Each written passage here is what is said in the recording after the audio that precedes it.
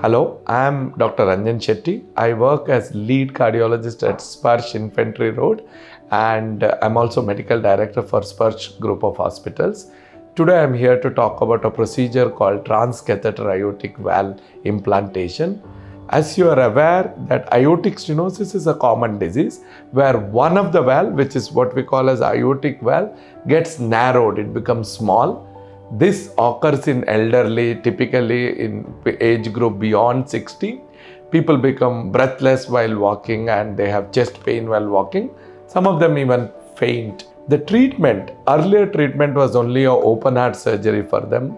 Now there are interventional treatment. That means there are treatment which is like angioplasty. So for this, we go through the leg artery and a new valve is implanted. Just like a stent is implanted, a valve is implanted.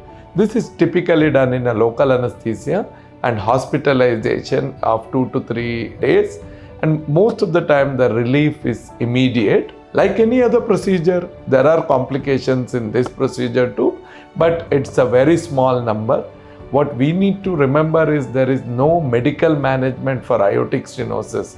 So the options are limited. It's either surgery or TAVI. TAVI is now preferred option for people above 65 years of age with or without other risk factors. At SPARSH Infantry, we do a lot of expertise in doing this.